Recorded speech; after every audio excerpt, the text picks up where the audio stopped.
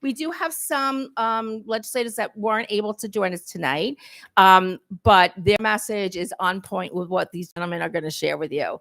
So, and they do send their apologies. I saw them yesterday, but they just weren't able to be here tonight. So with that said, I'm going to turn it over to the legislators. And to wrap up, I would ask Dr. Pelletieri to kind of wrap up the night to what's going on here, if that's all right with you. Okay, great. And if you have a question, raise your hand. Because we're being live streamed, I'm usually walking all around. This is very hard to be tied to one spot. But if you have a question, please come up to the microphone, since it's being live streamed and we have people watching at home and listening, or will be watching. I would love that they hear your questions as well. Okay, so let's start with Anthony. Thank you so much for having me tonight. My name is Suffolk County Legislator Anthony Piccirillo. For those of you who don't know me, my district office is in Holbrook, and I am happy to represent the entirety of the hamlet of Holbrook, about 90% of Holtzville, where I live. My family goes back to this district. There's been a Piccirillo involved in this district or in this district since about 1957. So our family goes back way back before most of this town was built up. And it's an honor and a privilege to represent you in the county legislature. And I look forward to your questions tonight. Thanks, Dana, for having us. Appreciate it. Thank you, Dana. It was great to see you in Albany. It's always good when people take the trip up. So after this, if anybody wants to come up, talk to us, because we can set up tours and things. Doug Smith, I'm the assemblyman for the district. If you live in Islip or Brookhaven townships, I probably represent you. The Smithtown portion is represented by Assemblyman Mike Fitzpatrick. He represents Nesconset. But happy to be here. I'm the ranking member of the Education Committee. I'm a Sachem graduate and Sachem parent, and I'm just so happy to be here with all of you and look forward to having this conversation. Good evening. Thank you for being here. I'm State Senator Dean Murray, the senator in the 3rd Senate District. Basically, the majority of my district is in the town of Brookhaven. Islip portion would be Senator Alexis Wyke, and the Smithtown portion would be Senator Mario Matera. We all work together quite well, all on the same page with what we're looking for, asking for. In fact, Senator Wyke and I were working on a letter today regarding the foundation aid issue, regarding the Save Harmless issue. So everybody's, as was mentioned, everybody is rowing in the same direction here to make sure that we get our schools what is necessary to do the job. So thank you all for being here, and I look forward to speaking with you. Good evening, everyone. Legislator Nick Caracappa. I represent the 4th Legislative District. I have the pleasure of working with my colleague Anthony Piccirillo, and of course these two other gentlemen to my right, both in the Senate and Assembly. We collaborate quite often, and we fight for our districts. We all were raised here. We raised our families here, and I'm actually from the Southern Center East, Farmingville. Up until January, I had more of Ronkonkoma, but with the district lines being changed, I represent a few EDs here, and I'm not going anywhere. I'm going to be here. And much like Legislator Piccirillo, the Caracappa name has been around Sachem in the districts going back to my mother, Rose Caracappa, and my brother, Joseph Caracappa. So it's an honor for me to be sitting here tonight and still representing just a portion, but collectively we get a lot of things done together. So it really is an honor to be here tonight, and thank you for inviting us and putting this together. I'll start with the first question. And for those of here in attendance from the community, and I'll put the microphone on, that'll be better. For those of us, who live in the community who might not know, can you explain what Save Harmless is? So each year, the state budgeting, it's a provision called Save Harmless, sometimes referred to as Hold Harmless. It ensures that school districts receive at minimum the state aid they received the year before. So school districts, for those who don't know, are generally are funded by two main sources of new income. One is the foundation aid, and one is local property taxpayers. There's been some confusion in recent weeks. People have asked me when they pay their property tax bill, if that goes up to Albany and somehow gets reshuffled. No, every dollar that you pay in your school taxes that goes to Sachem is coming here to Sachem. The rest is coming from our state income tax, various state fees. And then if you look at the money that's sent to our school districts, there's a breakdown categorically. But the other categories, universal pre-K funding, construction aid, transportation, all these things, there are actual costs associated with these things. So they are either reimbursable for money that's previously been spent or grants for specific purposes. So when we're talking about this year in this fight, The governor proposed a budget that cuts to 337 school districts. That's an actual cut. And a lot of every school district received less than should have been anticipated under that formula. And two of the main factors were eliminating the save harmless provision, which would have ensured at minimum the aid that was received the year before, and also calculating the inflation rate. Instead of using what would have been a 3.8% inflation rate for this year, they did a rolling average of the last 10 years and came to a 2.4% inflation factor, which when you're talking about, hundreds of millions of dollars, that extra 1% is quite a bit, from 2.4% to 3.8%. And, again, the 10-year rolling average, it did, lose the highest year of inflation and the lowest year. But if you look at that, we're talking about some years where the inflation rate really wasn't as high. We're talking about as far back as 2014, 2015, 2016, and after. So that also shortchanges the schools.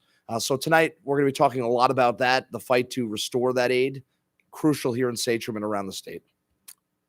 So as far as the save harmless, the reason you want to do this and you want this in place is because it gives stability. When you're trying to budget, you don't budget really year to year. While you do, you still have to have that outlook down the road. That's just wise. That's smart budgeting. You need that stability to know this is what we're going to be getting, because you could have a fluctuation. Anything could cause fluctuation in student enrollment. You could go a little up, a little down. Some have gone, up and down over the years. You need that stability. So it's very important to be able to put together a solid, real budget. As Doug mentioned about the CPI, the Consumer Price Index, which is what they use to judge the inflation rate, using a 10-year average, the whole purpose of the CPI is to get a snapshot of what the fiscal environment is right now. What is the economic environment now? Usually the school districts will use the CPI from November when they start calculating what they're going to put together. The November CPI was actually 4.2%. That was the real inflation rate. They used that average just to play with the numbers to drop that to 2.4%. And as Doug said, it may not sound like a big difference, but when you're talking about tens, if not hundreds of millions of dollars, that is a huge impact on what you're receiving. And the importance of the foundation aid and the state aid is that is spread out among all New Yorkers who are helping to foot the bill, whereas your property tax bill is coming out of your pocket. So you want that state aid to be as high as possible to lower your direct impact. And that's why we're up here fighting for that. Thank you. And as they both mentioned, and Dr. Pelletieri will, add to that, even if our student enrollment goes down a little bit, it doesn't change the cost that the district has. You still have to pay the electric bill, and you still have so many other costs that are involved with running a school district. So if your student enrollment goes up and down, 100 kids are even, and you're getting less money because of that, that's a problem. Less money is way less than it seems. Does anybody have a question? If I can, to put that in perspective, how many students are in the Sachem School District? Almost 12,000. So 12,000 students. We have a fluctuation and we lose 100 students. Really? You're going to drop hundreds of thousands or millions of dollars because of 100 student difference? So that's what we're talking about. So if perhaps one of you or both of you can share the answer. Many people do not know the budgeting process.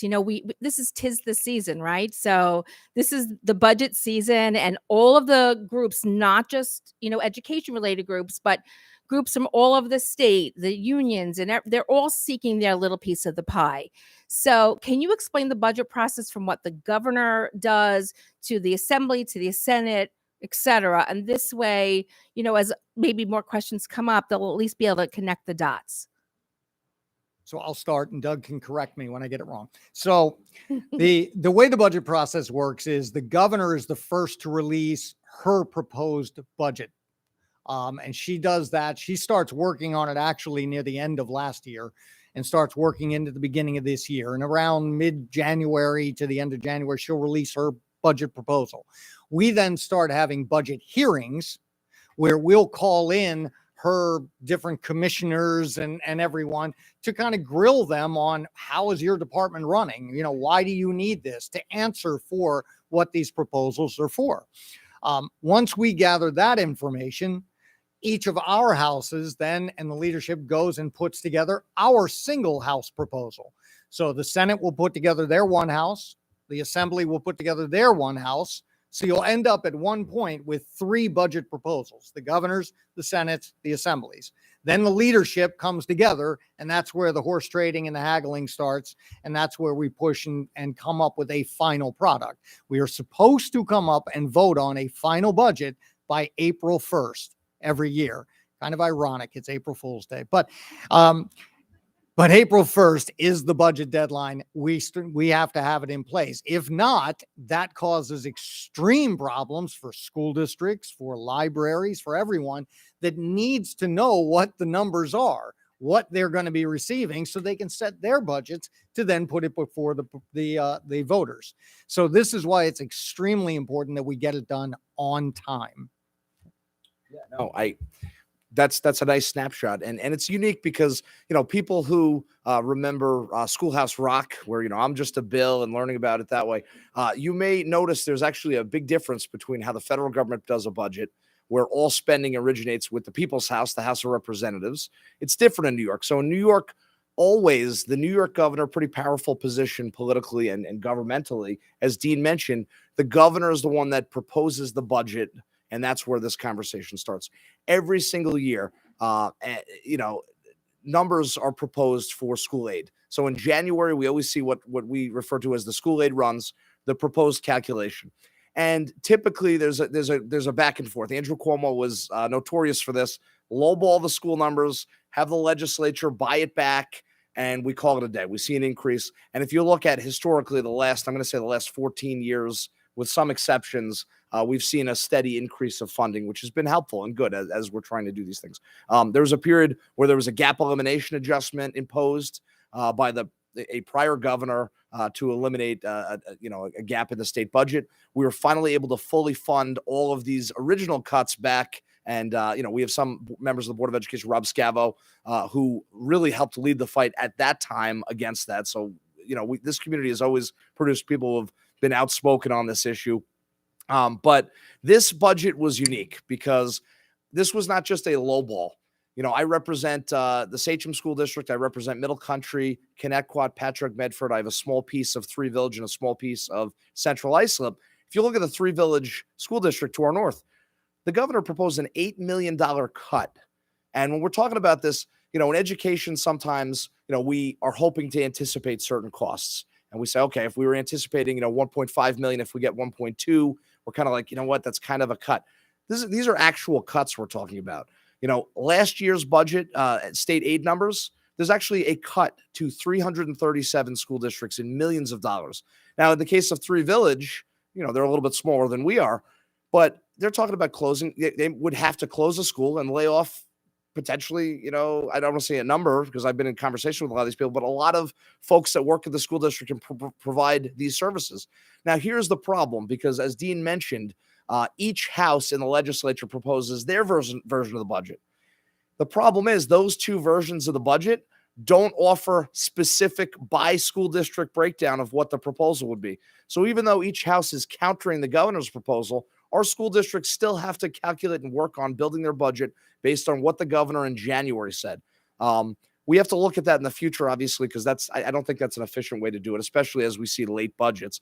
But this is devastating as this is going. I'm the ranking member of the Assembly Education Committee. What does that mean? I'm the lead minority member in the state assembly. Our conference has put forward a priority on education and has said that we are pushing a restoration of Save Harmless, a restoration of the CPI where it should be, and a minimum 3% increase for every school district around the state, so that way they know what they can budget for.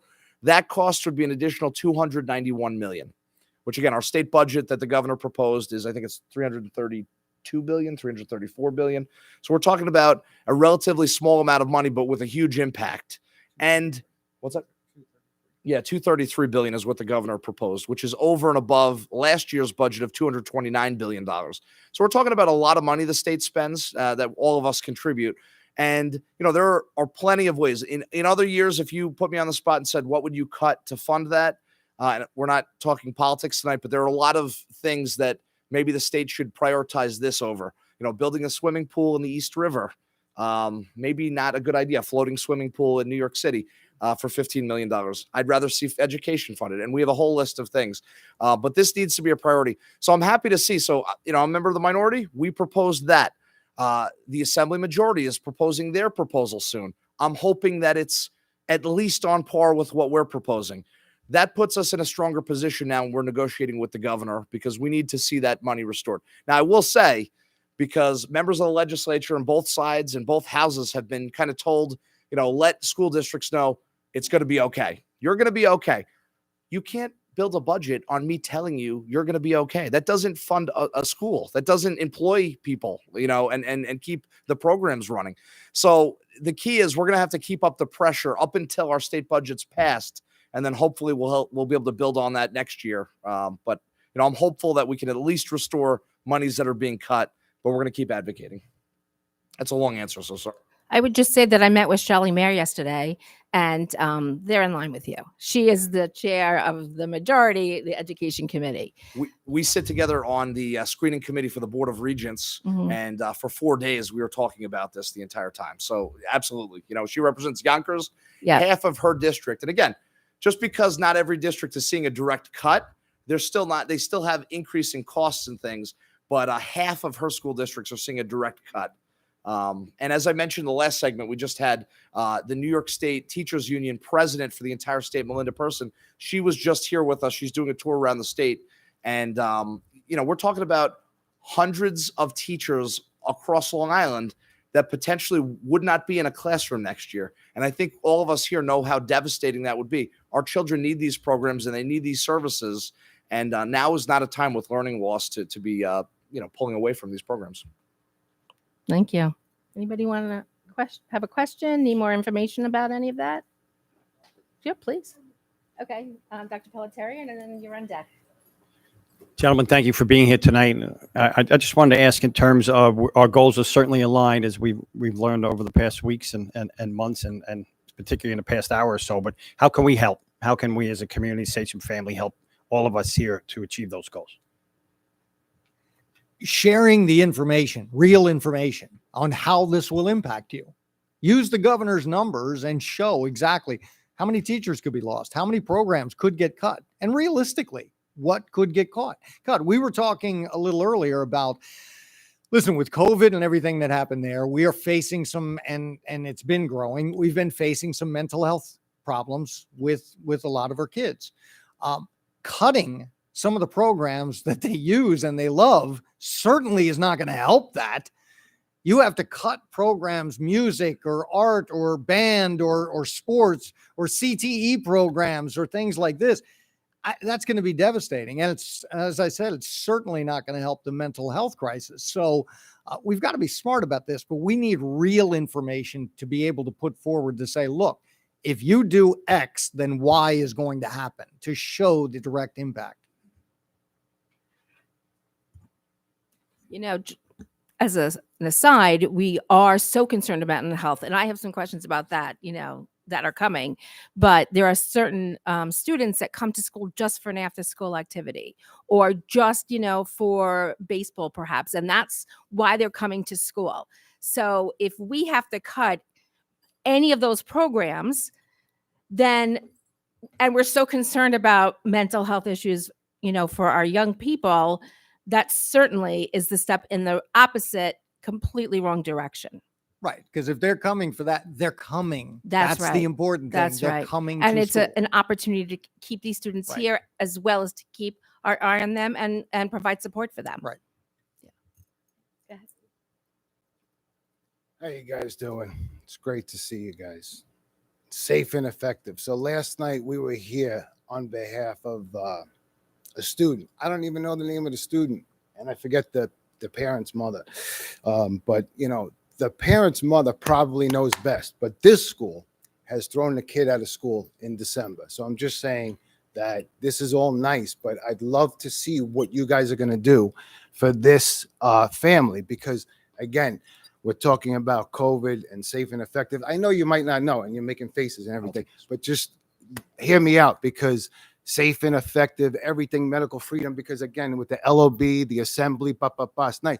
So I've been there before, and I've seen. Yeah, I'm aware of the situation you're talking about. So if you're done, I would be happy to Right, chime in. I know everybody wants to talk, and thank God they're pumping air into the room so we could all breathe.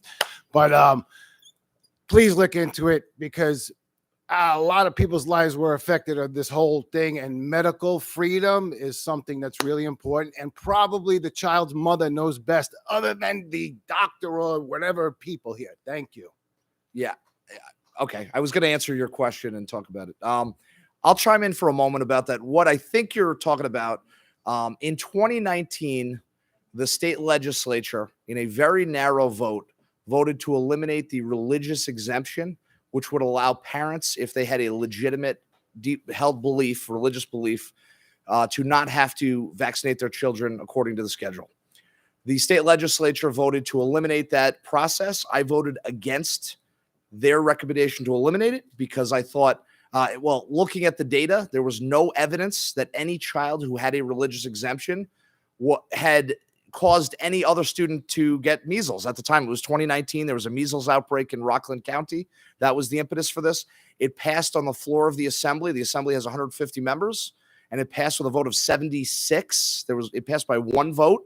It was a contentious health committee meeting, but there was no evidence that any student holding a religious exemption had ever spread any communicable, anything to another student.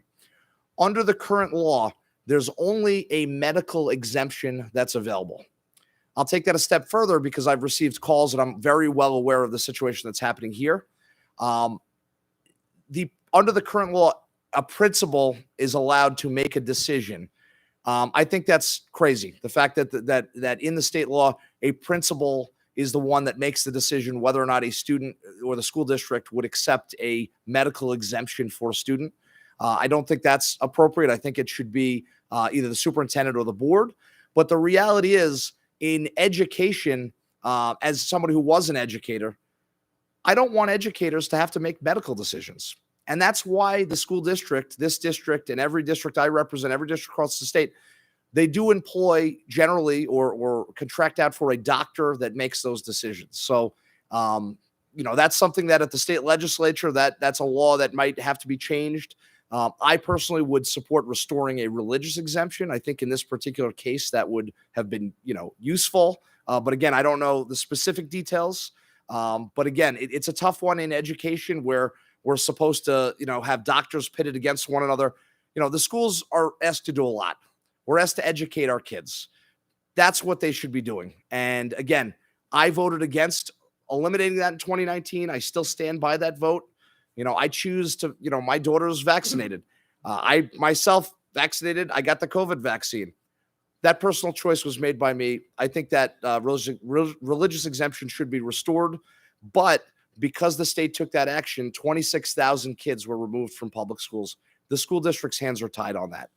The medical exemption is a tricky one. But again, I don't think that educators and people in the education should be making that decision, which is why, as far as I understand, a medical doctor made that decision or was involved in making the decision in this district and in districts across the state. So we'll keep looking at that on the state legislative side.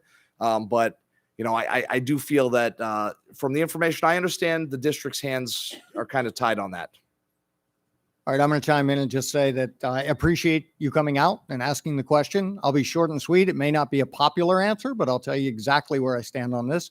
I will always be on the side of the parents making the choice. I believe it's up to the parents. They know best for their kids, and they should be the ones making the choice.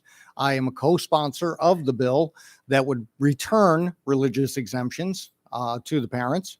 And again, right now, unfortunately, the state has tied the hands of a lot of people with this. I don't think that should be the case. Again, I will always side with the parents. Thank you. Okay, Meredith, and then right after this woman. I'm sorry. So, but I was going to say, Meredith, why don't you stand here, and then you'll be next. Hi, my name is Shannon Stevens. I'm currently running for Congress in District 2 because this is one of the main problems that most of our districts on Long Island are facing right now. Most of you guys were speaking to the bill that's currently up in Congress. I know that's been stalemate for a little bit, up there.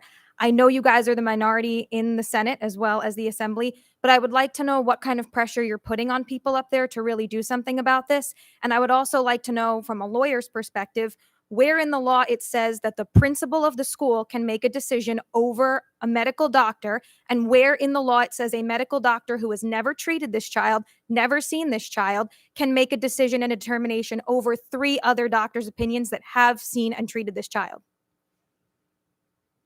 I mean, good to see you, Shannon. Too.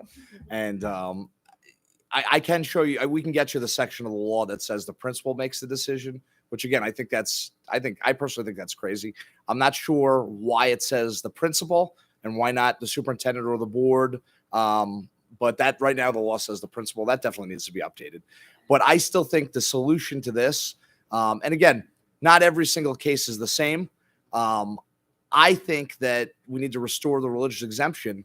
But I'll take it a step further because for any parent that's gone through the process of a religious exemption, as someone who worked in a school district, it's a tricky thing. A school district is a part of local government. Whether you like it or not, there's an elected school board. It's a public system, taxpayer funded. To ask a school district, so even before the religious exemption was eliminated, to ask a school district to decide whether a parent has a genuinely held belief and then make a determination whether that's true with no uniform process made absolutely no sense to me. Because it was different in every district. I had heard of horror stories. I had heard, audio and video of not this district, but other districts in upstate New York and other places to the south where school districts were grilling parents saying, I don't believe that you're actually Buddhist. I don't believe that you hold this specific tenet of Judaism to be true, and asking for documentation showing that they actually attend a religious service. I think that's a bit much to ask a public school to do that. But the fact that in 2019, now again, this is before the pandemic, but there was a measles outbreak in Rockland County, and the legislature, by a very narrow margin. And when I'm talking, this is not a Democrat or Republican issue. The Democratic chair of the health committee voted against removing the religious exemption. And in his committee, this member, Dick Godfrey, had served in the assembly for over 50 years when he finally retired last year or 2 years ago. 50 years. I support term limits also. But he, in his health committee, they had 2 votes because the original health committee didn't have enough. It fell by 1 vote to pass this bill to the floor. They held a second health committee vote and had it's actually on camera where they twisted the arm of an assembly member from Yonkers to change his vote in the committee, and then he changed his vote on the floor. It was a very bizarre thing. And there was no evidence indicating, again, like I said, let's look at the evidence. There was no evidence indicated that any student in Rockland County that received a religious exemption had spread measles or anything else. So my opinion is we need to educate every child to the extent that they'd like to be educated. And I think that decision in 2019 was arbitrary and capricious. I think the fact that now parents have only a medical exemption, which it's a difficult thing to ask a school district. It was hard enough to ask a school district to make a religious determination, but now to ask them to make a medical determination. And I'll get you the information about the law, but I think it's crazy that the principal, what if you have we don't deal in hypotheticals, but if you have an untenured principal now that can go against the decision of the school district's doctor, it's a very slippery slope. I don't like that, but I support what Dean said at the very least to restore the religious exemption because it seemed to be working, albeit imperfectly.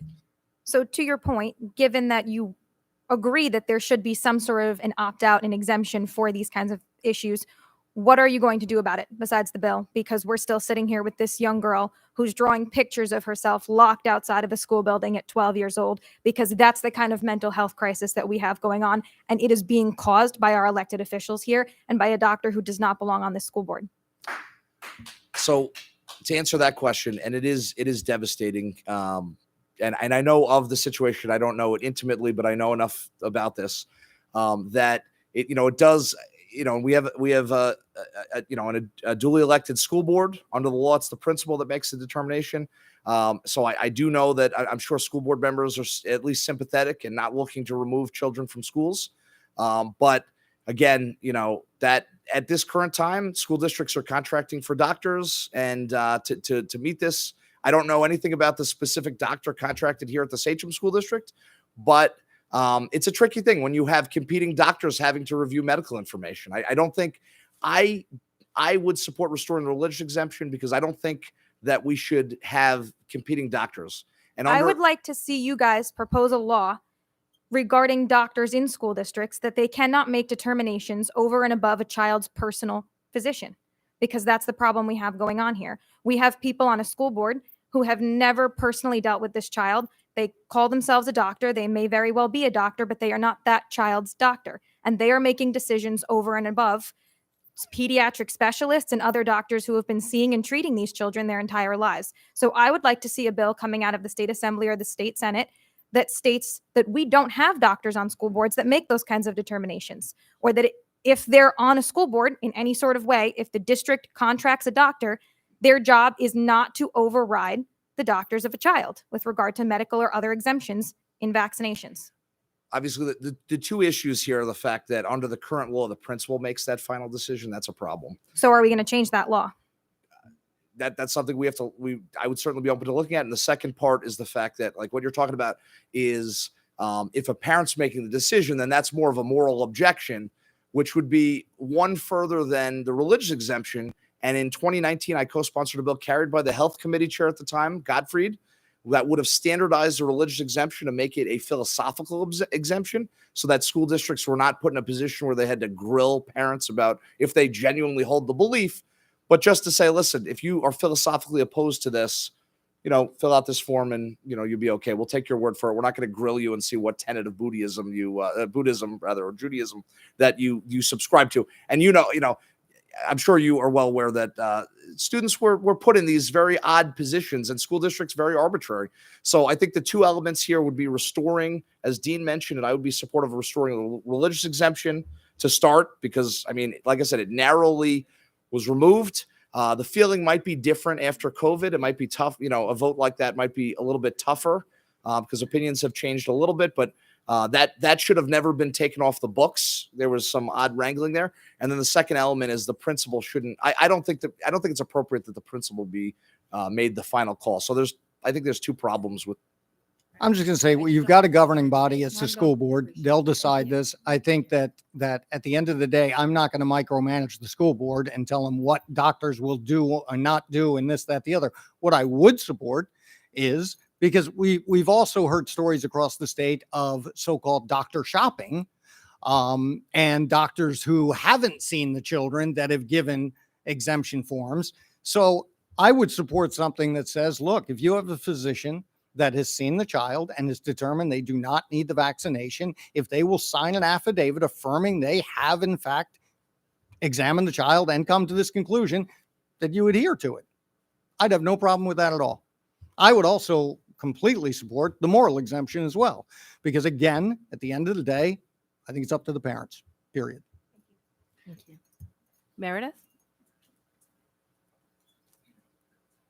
Hi, guys. Thanks for being here.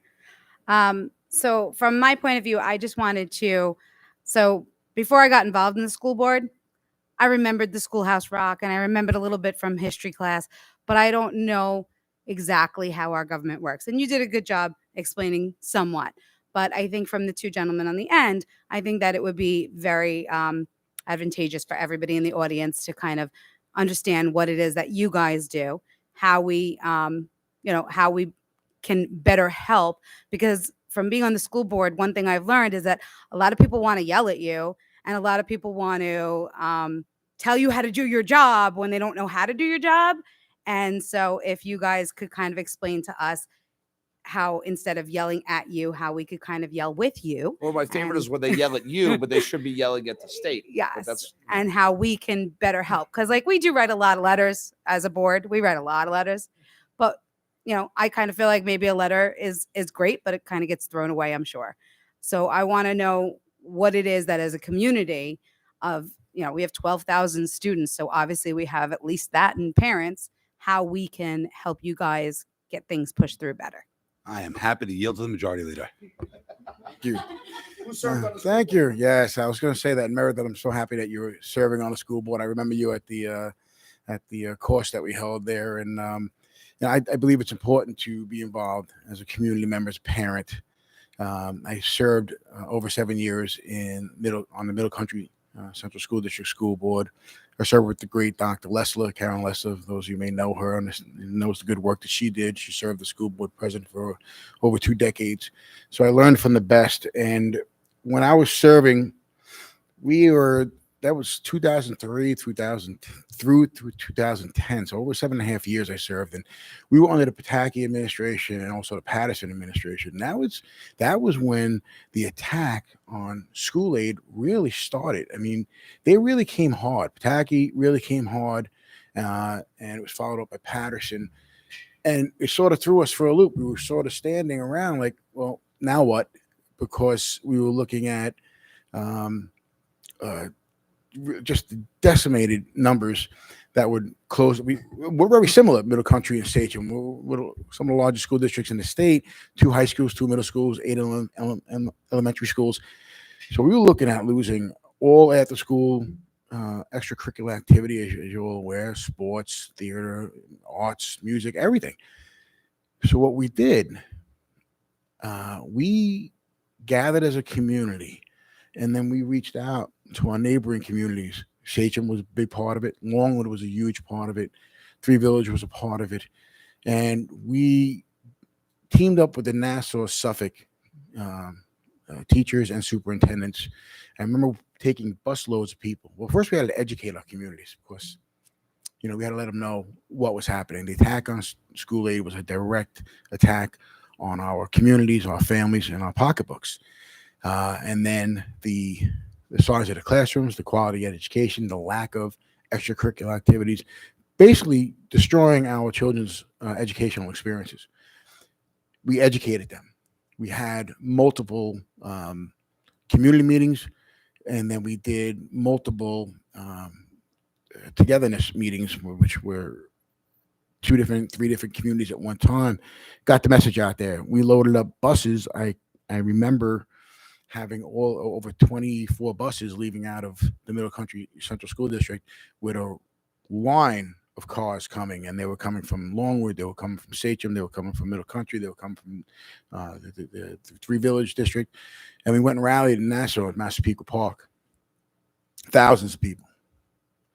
That got the attention of the press, got the attention of the governors, and was working with our assemblymen back then. We were working, and our senators were working with Flanagan and Laval, and everybody rallied together. And we had, standing with us, we had town officials, we had county officials, we had school board members and presidents and superintendents. We rallied, and our voices were heard, and our aid was restored. So, to answer Mr. Pelletieri, Chris, your question, what can you do? You're doing it. You're here tonight. We're gathered. You're getting the information right from those who are on the front lines. And believe me, they're fighting. They're fighting. And you guys are doing the same thing. You're right there fighting. So when you guys band together and there's strength in numbers, believe that. We all know that. There's strength in numbers. And together we can overcome. We have to send a direct message. Now, I personally feel the governor is punishing Nassau-Suffolk because of the last election, the things that she has done to our communities, even changing the election laws.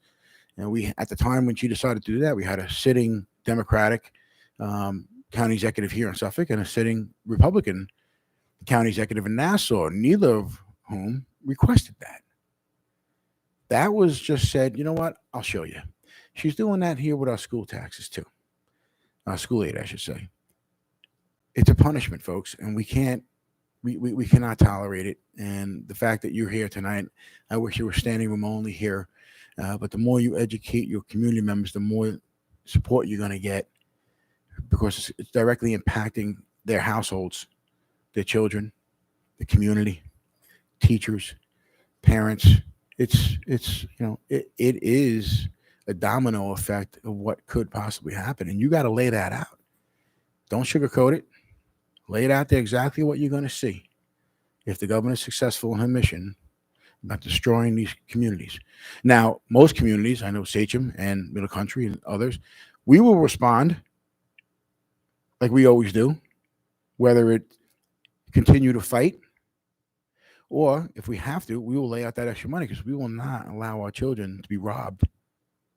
Because that's the kind of communities we live in. And I'm proud to live in the communities that I live in and represent them because I'm one of you. We all are. So keep doing what you're doing. I applaud you all. And I'm getting a great education up here too. So, feel free to direct all the remaining questions to these two gentlemen in the middle because they're the brains and the muscle behind the operation and we're just the backup. But thank you. Just for our Sachem community, just so you all know, we also took buses up to Albany in 2009, 2010, and I ran those trips for the community. And we had waiting lists for those buses. So those were really exciting times. And yeah. And I will also say that we are having discussions about doing that again this year. I'm talking to some members of the community about funding the buses. So when that happens, to all of you who are at home listening and those of you sitting here, we will definitely get the word out because it is too important to just sit back. Meredith has a follow-up. So, sorry, guys. Last night I found it ironic that the school districts are held to where they have to pass their budget by a certain amount of time. And you guys can pass yours it's supposed to be by April 1st, but it's gone into May in certain years. So would any of you be interested in putting forth a bill that would mandate the state to pass their budget by a certain time? And if they haven't, then the school district shouldn't have to either, because we can't really work with what we don't know we've got or don't have. It's already law. It is law that we are supposed to have a budget on April 1st. So then how do we enforce that? We don't get paid. Well, exactly. There's certain there's certain things that don't get funded. You don't go without, you get paid eventually. We'll get it eventually. Right. Of course, the bank Right. doesn't want to hear that when you're trying to pay your mortgage, but that's okay. So that law does exist already. It is, and we've been saying that's the reason why we need to do our job, get it done on time, because like yourself, the libraries are also trying to put together their budgets and get that passed. It's not magic. You need real information. And as Doug said, the only information you'll have at this point, even when we put out our one house bills, the only actual detailed information you have are those school aid runs from the governor from January. And those aren't going to be right. So it's going to be wrong, but you have to play it safe. So it puts you in a very uncomfortable position. But as far as allowing you to do that and also then push it back, I don't think anyone would support it because it would be chaos. So in many years, when you guys have been late, the penalty to you guys is that you don't get your payment on time. Well, You there don't are get your also paycheck on programs time. that shut down and Yeah, don't. yeah. So it's the incentive. You'll eventually is there. get Right. it. It works its way out. Right. So Right. what would happen if the school districts all gathered together and said, we will not put out until you guys put out? What would happen then? And You'd be in trust me, violation you of guys are our state- friends yeah, and we no. get it. You'd But- actually be in violation of state law. So I know what you're saying, though. That's the question you're Right. asking. But you guys are in violation of state law too. And So but if you guys could get away with it, then why couldn't we get away with Well, we're not really getting away with it. That's the Yeah. point. Is again, Do as I say, Programs not are as I do. it? Exactly. And that's kind of, I think, where we're getting to as a community, left, right, center. I mean, think everybody, But and not just yeah, if we could Sachem. answer the question. yeah. Let me. on that. I need you to understand that it's not getting away with it because when we are late, people suffer. Nobody wants it to be late. When it gets done, people are hurting. There are programs. Seniors go without programs. Kids go without programs. There are things that are not funded Yeah, the and they don't continuing operate. budgets. So we're forced to pass continuing budgets, which don't fund everything. In fact, there were times in the last several years where state employees, state troopers did not get paid for a week before that. So now again, do they eventually get paid? Sure. But we have state troopers pulling over people on the thruway as we speak. I think those people deserve to get paid. Your question's a valid one, obviously. Sure. But I will say I'd rather a good budget that's late than a bad budget on time, because to be honest, the budget we're looking at right now is what the governor proposed. I would tie myself to the Capitol building before I would vote for that budget on April 1st. So I apologize if this budget's going to be late, because her budget's horrible, but we're going to keep fighting on that. But you bring up a valid point. It's more than just the legislature not being paid. And I will make a comment about this, because there have been state budgets that are late till July under, I guess that was Patterson, under disagreements. But the reality is, and again, state legislators eventually get paid. It's an odd one, though, I will tell you, because we have colleagues that plan for rainy days like we do. We plan. I'm accounting on the fact that this budget could be 2 weeks late. You plan your household budget on things like that. But we also have colleagues who are not planned for that. And I'm very concerned with the fact that the governor and her, not that the governor needs her paycheck. She's doing very well. The previous governor was doing well. But the fact that the state law actually sets up a situation where we have colleagues who will vote for a very bad budget because they haven't been paid in 6 weeks, I think that's ridiculous. There were years back where the staff of the legislature wasn't paid. Now, fortunately, we fixed that, because you had people that do the actual work, hundreds of people that do the budget work. And I think it was in 96 or something, where the staff just walked out and said, no, we're not going to keep doing the work to get a budget if we're not getting paid.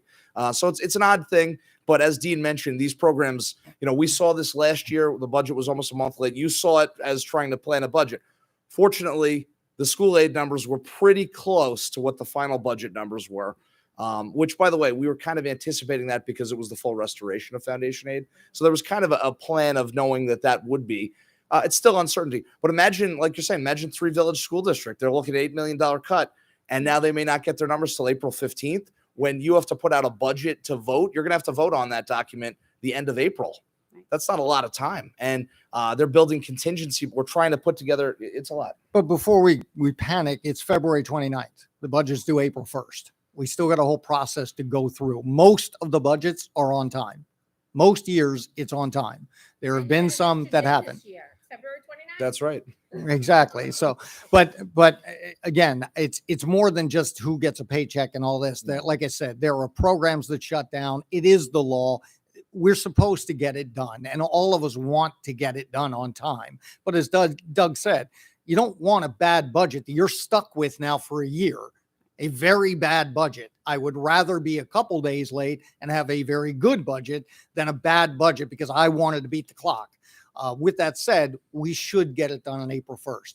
I also want to quickly comment on something that was said earlier, and I'm not picking on you, but it drives me crazy when somebody says, yeah, you introduced a bill, but, well, yeah, we introduced the bill because we're trying to solve the problem, but we can't. It's not up to one individual lawmaker to introduce the bill and pass the bill. It takes the majority. It takes the people in charge that decide whether that bill goes to the floor and gets voted on. What we've done by introducing that bill is given every lawmaker the opportunity to fix that problem. If they've chosen not to, that's on them. And that's who you should be reaching out to. That's who you should be saying, why isn't this bill getting passed? Why isn't it out of this committee? Why didn't S118 pass through the Education Committee yet? Most of the time, it's because of politics. It's partisan politics, period. So it drives me nuts when we try and then hear that. It's a little frustrating. I do want the four of you to know, you guys do always show up for us. So this is my frustration is not with any of you, because I could call Anthony at any moment. He happens to be my district. I can call him at any moment and ask him sometimes the most ridiculous questions, and he will always answer them. And it's not because I'm a board member, it's because I'm somebody who lives in his district. And so I do appreciate all four of you. You show up for us every time. It's not, my frustration is towards this whole government. I'm cautiously optimistic. Like we were saying, I'm cautiously optimistic, but I will tell you, between now and April 1st, again, I think Easter is March 31st, so that doesn't set up so right out the gate, typically March 31st in the assembly, we will literally be debating the budget for 22 hours straight without a break. So that's obviously not going to happen this March 31st. So we're already looking at a budget which could be a few days late because of that structurally. But But I will say between now and then, we have to set the stage.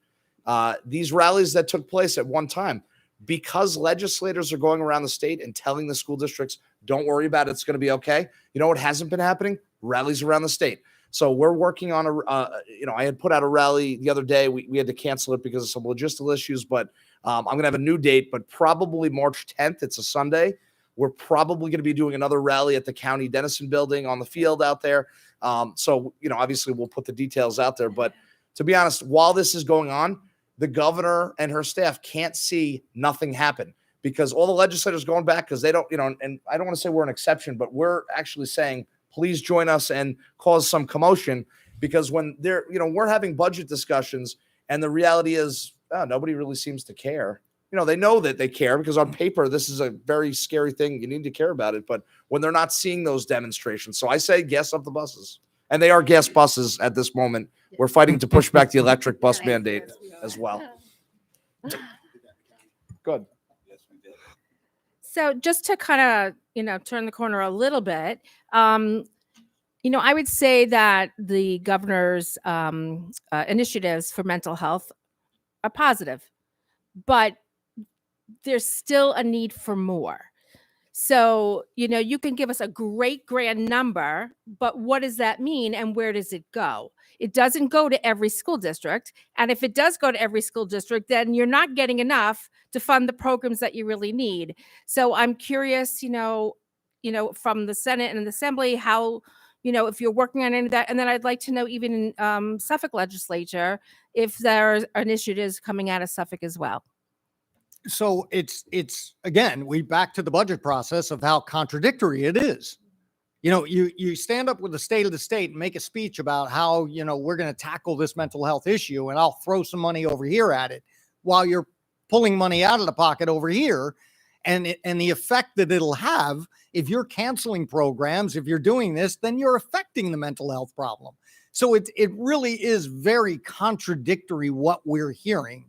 It almost feels like you're hearing I'm going to tell you what you want to hear to get off my back, but what I do is going to set us back.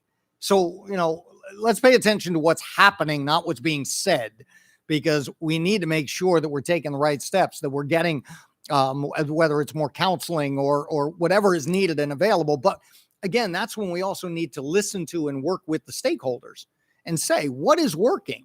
Collaborate with different districts, different areas to say, what is working for you? What is not working? Let's make sure that what we're doing is being efficient and is working and giving the results that we need. And the other issue with that too, because I agree with everything that Dean said, when the governor comes out and says, I'm committing $1 billion to mental health, it's really not a lot of money when you look at how underfunded these programs already are. Excuse me. We're trying to build services in our schools. I think we're doing a very good job here at Sachem.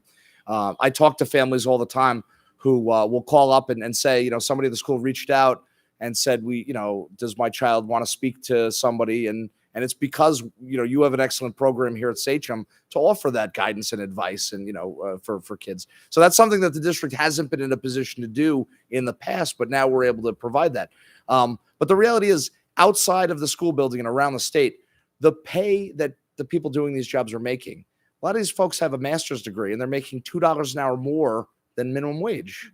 That's tough because you're talking about, a job that really, it takes a lot out of you every single day to do the job, and the liability. Let's not, the fact that you're talking to somebody who's dealing with some really tough things, the fact that you're dealing with helping them navigate their life, and for $2 less an hour, you could, work in a service job. That's really not realistic. And a lot of these nonprofits rely almost exclusively on state funding. We're not seeing an increase in the pay for these positions. And it's not just that, it's direct service providers. So that's a constant fight as well. That was a point I was just going to make. My son has autism and goes to a day hab program, and the turnover in staff is ridiculous because the DSPs, the direct service providers, they're not making anything. And, so you have some very young, really earnest individuals coming out of school because that's, the first step, but they're not sticking around long enough. And that has nothing to do with the public school, but I just wanted to make that point as relevant. well. Yep. Yes, it's absolutely relevant. Anthony? Sure. Thanks so much.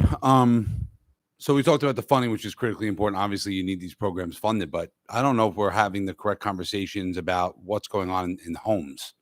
I think a lot of this mental health stems from the homes. It stems from the 30-year war on the nuclear family, about not having two parents in the home. Costs rise. Parents are working multiple jobs. You don't have the support network when you get home from school. Did you do your homework? Did you eat something? What happened in school today? Those conversations aren't taking place at the dinner table. Those conversations aren't taking place on the way to school because most kids aren't getting driven to school anymore. I think it's a systemic problem that we've ignored for decades. And unfortunately, just throwing money at the problem isn't going to solve what's happening in these kids' homes. You know, I remember talking to teachers when I was in school. So we're talking over 20 years ago now. And the dynamic was totally different from what my brother tells me happens in the schools today. So I don't think that should necessarily have to fall on teachers or staff in the school. But we have to start having the conversation about what's going on in these individual homes, because it's spilling out then into the classroom and into, young adulthood. It's a serious problem. I interview kids through the PAGE program. Legislator Carrie Kappa knows about this. And there are a lot of bright kids in there, but there are some kids who can't hold a conversation for more than 5 seconds with you without looking at the floor or their phone or just being totally disengaged. There's a problem. I don't know. I'm not a medical doctor. I don't know what that exact problem is. But it's something that needs to be addressed for sure. Thank you. Yeah, I don't disagree with my colleague, Legislator Piccirillo. There's a lot of things to be looked at. Let's not forget, one of the most severe issues is what's happening in the schools itself, is with the bullying. It personally affected me.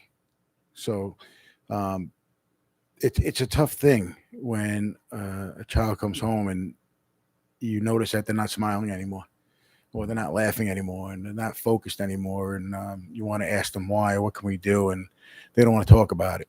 It really is a difficult discussion, but it's one that needs to be had, and more action needs to be taken. It's a tough, difficult decision. We're talking about children, and it affects them their whole lives. And without proper help and us backing them up, we see what some of the results can lead to. And we want to avoid that at all costs. And that just kind of carries me into something that Dr. Pelletieri shared with me just the other day. We're losing COVID money, and that, the federal funds and, the state is trying to pick some of that up. But COVID was a horrific thing that happened, that something we would never have thought about, that we would never have thought to plan for, that is still hard to comprehend. I retired in June, but I worked for 20 years in Linwood Elementary School here in Sachem as a kindergarten aide. And my classroom was the very last one at the end of the hall. And every single day, it would occur to me as I looked in the kindergarten, first grade classrooms, I would see children with masks. And every single day I would think, I cannot believe this is happening. I just, so we are still, from kindergarten through 12th grade and beyond, we are still dealing with the issues from that. Kids don't have a long attention span because as they were being raised, I look at a kindergartner who doesn't have a long attention span because, for 2 years they stayed home while their parents were working from home. So maybe they gave them an iPad or a phone to play with to kind of kill the time, or they watched Miss Rachel for hours like I did today. For those of you who don't know Miss Rachel, she's toddler crack. But sorry, I went off the subject. The point is that, yes, we're dealing with a different kind of family situation, but we need to be the ones in public schools who spend so many hours a day with children. We need to make sure that we have the funds to help these children. If we lose funds, Dr. Pelletieri was sharing, we hired here in Sachem additional social workers. So what happens if, we have a loss of funds? These social workers, and I know the one that was at Linwood, has slowly and wonderfully developed relationships with these children. And all of a sudden, they look forward to seeing him on Wednesdays. I always knew the day of the week. When I saw him in the middle of the week, I knew it was Wednesday. And every kid would give him a high five, and every kid would smile when they saw him.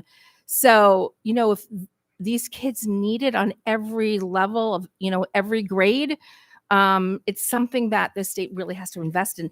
The whole, these children are our future. It sounds cliche, but you hear it over and over again because that is a fact. Well, and the reality too is we have a lot of kids, particularly at the secondary level, where the only time they speak to a mental health person, I'm not saying every kid, as you mentioned, kids will greet this person the whole way. They know they're a friendly face in the building, but they're spending there's a range of time they're spending with the kids. They may see the kid, a couple minutes in passing. They just know that they're there, or they may spend time talking about different things, tough things. At the high school level, we have guidance counselors, we have social workers, we have the school psychologists, but the reality is young people are not able to get that on the outside of the school building. There's waiting lists, or I have families that have reached out to our offices that they can't even find somebody to talk to their kids. That's assuming, that's not even talking about the insurance issue. A lot of these folks are not taking insurance, or families don't have insurance. So again, we're dealing with students who I know, and I won't name school districts because I represent a lot of school districts, and on the education committee, we deal with school districts across the state. But, I hear too often about kids that are rushed to Stony Brook because they are in crisis. And, I do worry about those kids. So we got to make sure we're doing it right. Great. Just to be clear, if you didn't look at the flyer or know the way that I put it together, the Board of Education has board committees, and I sit on the legislative committee, excuse me. And on their behalf, we invited our state representatives and county representatives because they represent everyone in our community, including the 12,000 students, but they are, the government officials that represent us. So we're here in the Board of Education room because it's a wonderful setup for a forum like this. And, I just wanted to make that a little bit more clear in case it wasn't, because, we're here really to ask questions, perhaps about what's going on in the county with the battery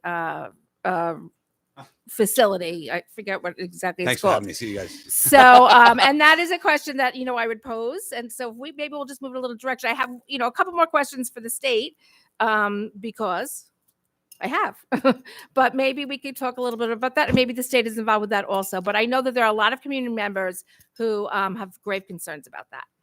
Should go. I mean, it's the state public school. Do you want to go first? Yeah.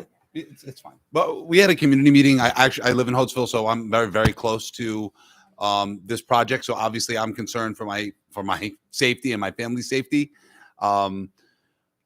But this all occurred in the State Public Service Commission. Actually, this is where this was all kind of stemmed from, and they kind of rushed this process through. So I'll let the Assemblyman and the Senator kind of talk about the state process of how we got here.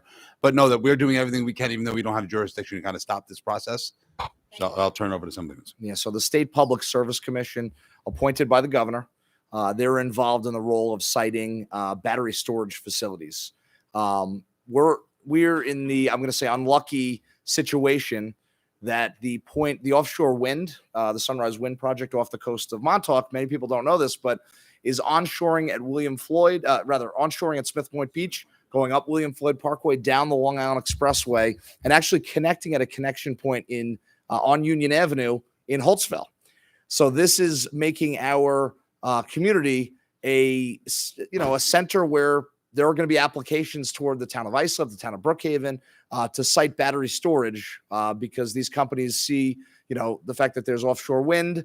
The problem, renewable energy, you can't just turn it on or off. It comes when it comes. And so this is why it's being proposed in our community.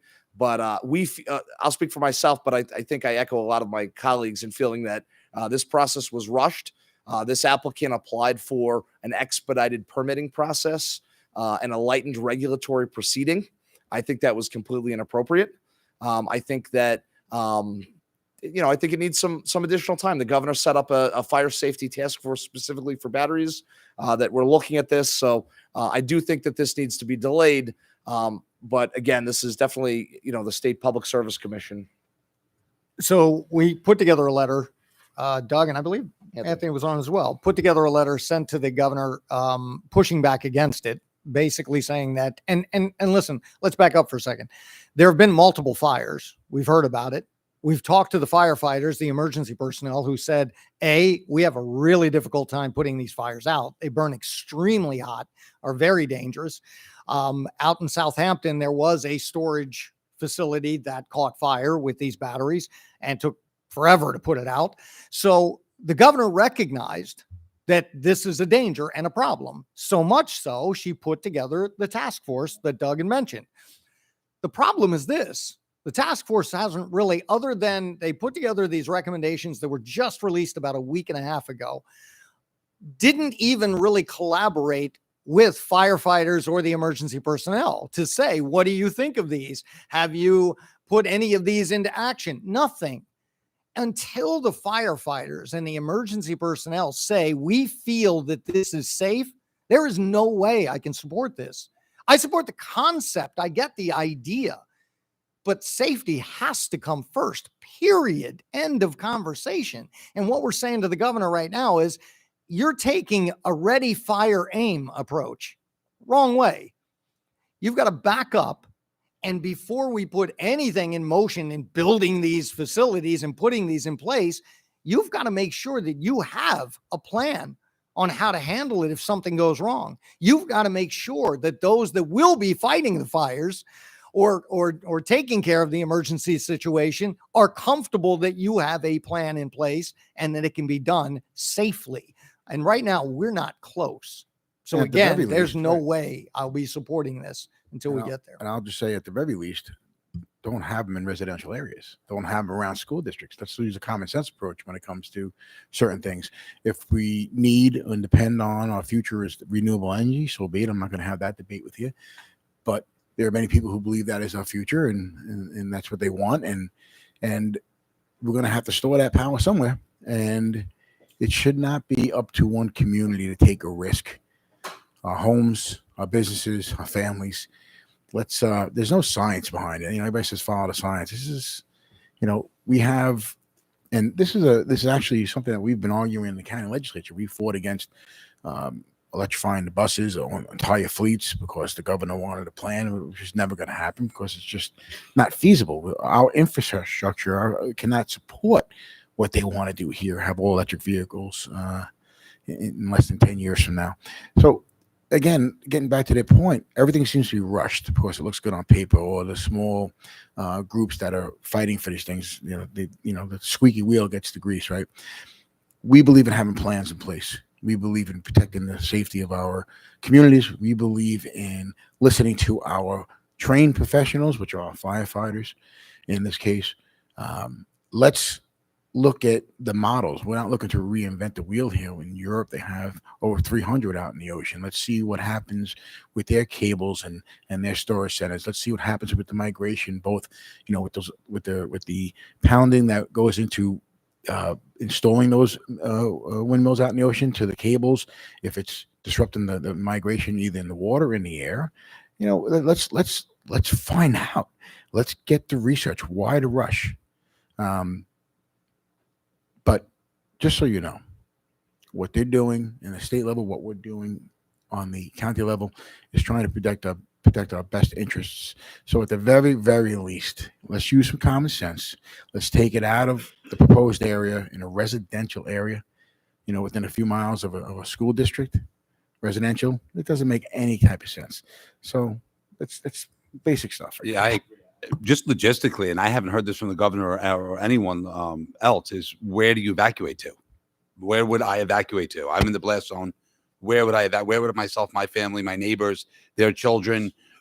What if school was in session? The schools need to be evacuated. How do you meet your kid? What's the drop-off point? Where do you pick them up? How are they getting from the school to the place where they're going to be brought to? This all should be a plan before these go online. That didn't happen.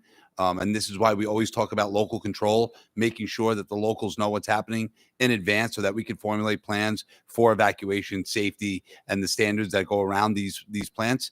None of that's happened. So I won't support this going forward anywhere, because it's not just about where I live. It's about where everybody lives. So, that's where we are with this. And hopefully they pause it long enough that we can get the answers that we need before this happens. So on that subject, we are fighting so hard and advocating so hard to get funding for our schools and funding for mental health. To tie in what you're just talking about, Sachem's been fighting very hard in opposition to this lithium ion battery storage facility. But there is something included in the budget that nobody's really talking about, and that's these zero emission buses. For those that don't know, zero emission buses are operated with lithium ion batteries. So now all these concerns that we have about these storage facilities are going to impact our children, because in our district, these buses are not too far from where we're all sitting. How can you support us, and what can we do to support you in protecting our children in this space? Because we know these fires do exist. We have the data.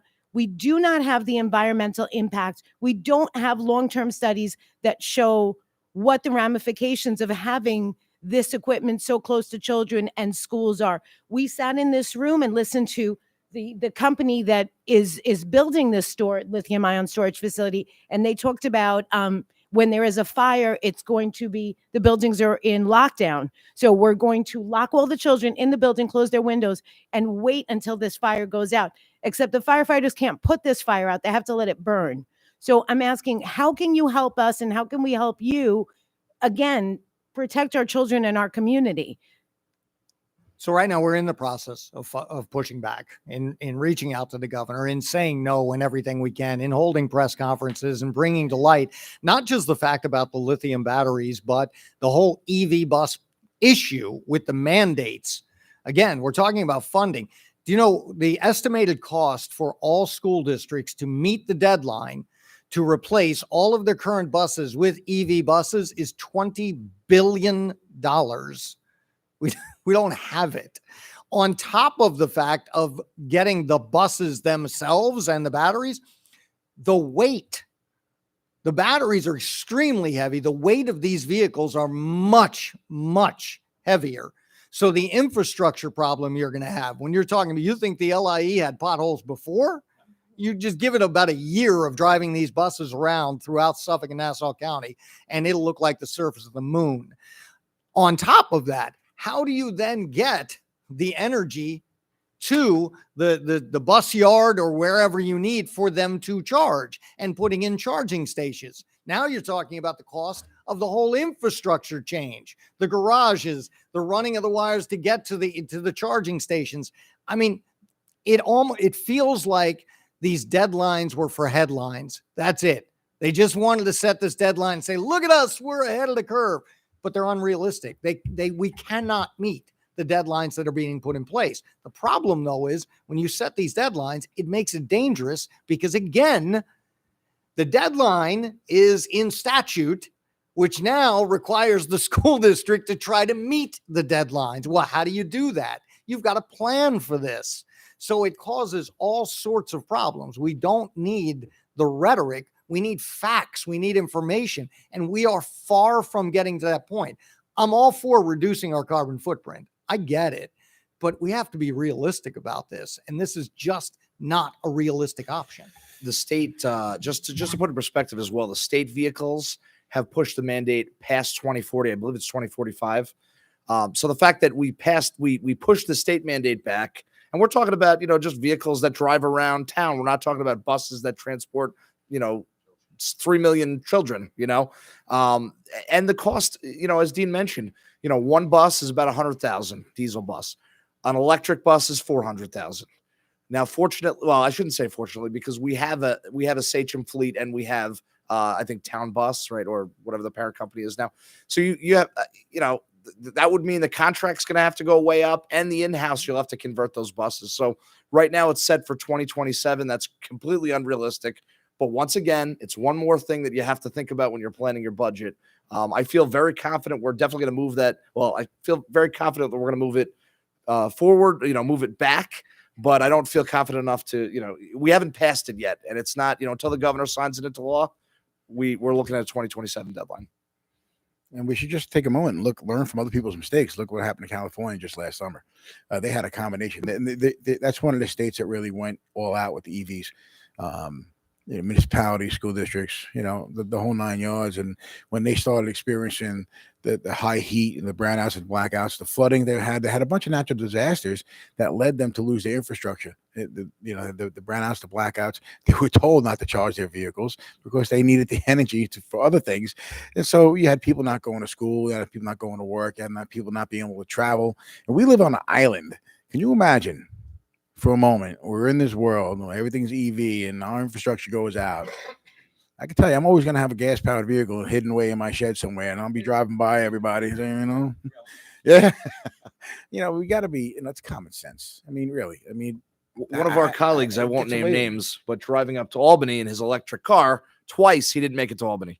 So I said, the first time it happened, I said, text me a picture of the Tesla tow truck because I'd like to see what that looks like. And he kind of laughed and, but to the point, yeah, we need these things. School districts, by the way, in upstate New York, where it gets, there's parts of the state that they have 2 seasons, winter and the 4th of July. And these things, we do have issues in cold weather, and we do have issues with very large school districts. So imagine, not being able to gas up that bus, where now you have to switch out the electric bus for a second electric bus to cover the same school route. Absolutely crazy. We're not there yet. I want to thank you. I know we're running, pretty late now, but I do have one more question, and then I would like Dr. Terry to help sum this up, what this means for Sachem. When we were in Albany yesterday, one of the issues that we have concerns about, and I know that there are many concerns here in Sachem, and that's the Healthy Lunch Program. The federal funds were cut off. We appreciate that funds from the state were brought back, but not everybody is benefiting from that. And Doug and I, we were just kind of talking casually yesterday at the press conference. We have schools in Sachem that are not getting the lunches, and whoever put together those lines to break up a district the way that they have, number one. But number two, if you're going to offer, right, if you have, what did we say, if you have some gum, you got to offer a piece to every kid in the class, right? If you could just speak about that. This is something near and dear to my heart. So we pushed very, very hard last year, and I was extremely disappointed that we fell short. We provided enough funding for 81% of the children in the state to be fed. That means 19% are still going to school and still hungry. So we had some people that said, well, why are we feeding all the kids? Not all the kids need it. I mean, they could bring their own lunch. They can afford it, this, that, the other. What you're not understanding is there is a stigma that goes with it. And we're talking about kids, okay? I know this because I was raised by a single mom that worked 3 jobs. We were on food stamps. We were on welfare. I was a recipient of the free and reduced breakfast and lunch. And when I'd get to school in the morning, they give you a red ticket. And all your friends want to know what's the ticket for? Why are you special? What's that mean?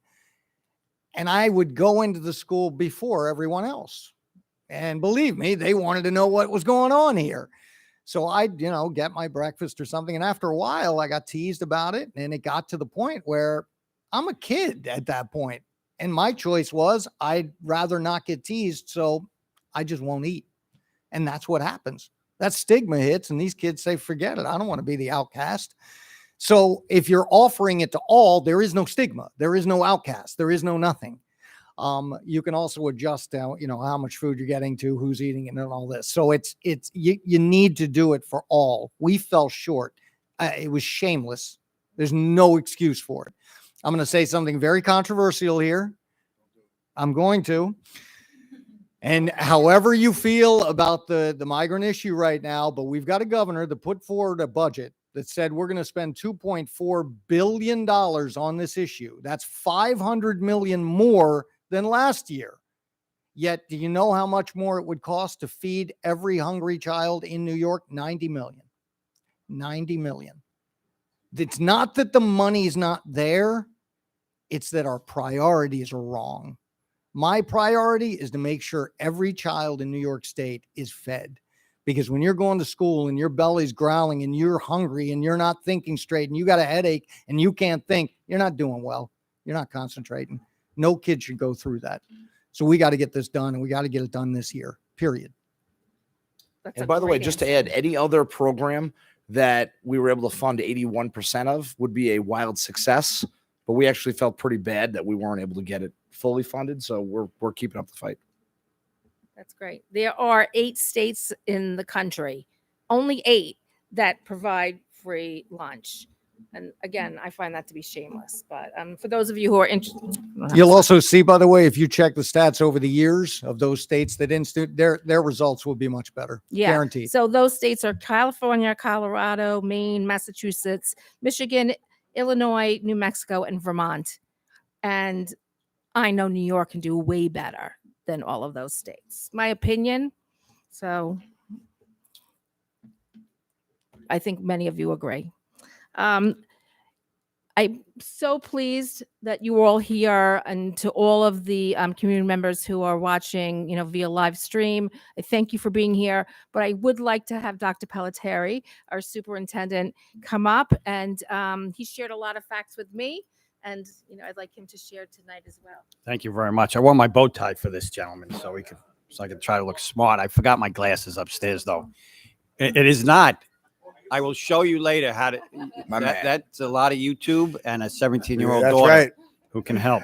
That's right. So thank you so much. And we spoke yesterday earlier, actually, about just some of the struggles that the district will face. And it's not just Sachem, right? It's the entire state. And we talk about Sachem's a big place, but it's a small place. It's a family. And if we could just even expand that to New York State, I worry about the kids, not just here, but everywhere. And I know you do as well. I know you're fighting for us in every corner. So I appreciate all of you and your being here tonight and the community here tonight. But we're really facing some struggles. And I read a lot about, well, we're going to put some money out for clinics in schools. I'm going to put some money out for mental health. I'm going to put some money out for capital improvements of buildings and things like that. But they go into a lot of times competitive grants. And when we get these, oh my gosh, here's a grant for this, a grant for that. And every time we open up, we're not eligible for this. We're not eligible for that. We have to partner with this group or that group, or even the ability to partner with groups that might be eligible would be better. But so we can say things like a headline that says we're putting $100 million towards something, but Sachem's not invited to that ball game. And again, not just us, Three Village and other communities around us. So it's really important that we start to make sure that money gets spread out to everybody. And a real concern is we've extended over the past 2 years the school day and the school year. We fed our kids throughout the summer, throughout the days. We have before school, we have during school, we have after school, we have evening schools, we have Saturday, we have summer. And all those things are at risk at a time when they really can't be. So I really do appreciate you coming out tonight. Your accessibility is beyond words. And I thank you so much. And I thank the community for being here as well. And I know that you're fighting for us. And as I said before, anything that we can do, we will be there. The buses will be loaded, whatever it is that we need to do locally or at the state level or federally. I know you're going to the national conference as well. So I just want to thank you all very much. And if I could say, if we could give a round of applause to Dr. Pelletieri, because seriously, no, you're very humble, but you were definitely one of the first people in the state, because before the budget was proposed, you were saying, let's make sure Save Harmless is still there, and let's make sure. So these were things that you were already on your mind before we got the budget proposal. So, and I don't think, it's not because you're a psychic, it's because you know what the priorities are for our community. And I as a resident, I appreciate that. So thank you. And thanks for hosting us. Yeah, Doug, we talked about the fiscal cliff 2 years ago, right? Because I welcomed those funds, but we need a line in the budget for security. We've talked about that also. It's not there. We need a line in the budget for mental health. It's not. We need dedicated funds year after year so we know what to expect. More and more is asked of our schools, our communities, and we can do it. We've proven it. As I mentioned before, this is a lighthouse district. People come here to see what Sachem is doing, and yet now they're going to look at us and see us start to slowly dismantle it, and that's heartbreaking. So thank you very much. I appreciate it. I also wanted to thank every one of the residents who came out tonight. Thank you all. Really appreciate it. Thank you, everybody. Yeah, just on a quick note, Deg and I were texting last night. Once all those final details are put together for this rally for education, the Sachem Legislative Committee will get that information out. And, there's strength in numbers, and our voice is that much louder when we're all out. When we come out, bring your family members, make sure that numbers count. And it's very, very important. And then, if we're able to get this bus trip together, as I'm hoping we can, that information will be sent to the community as well. Yeah, So bring the again, kids. Thank you. Bring the kids. Bring them in their sports uniforms. Make signs. The more visual That's that right. you can bring out, that they're going to be affected. Cheerleaders, theater groups, sports. Let them wear certain their jerseys or whatever it may be. Put a visual on it. Yeah. Let them see who they're hurting and what they're doing, Absolutely. what they're taking away. Thank you, everybody. Thank you. Have a good night. Yeah, what's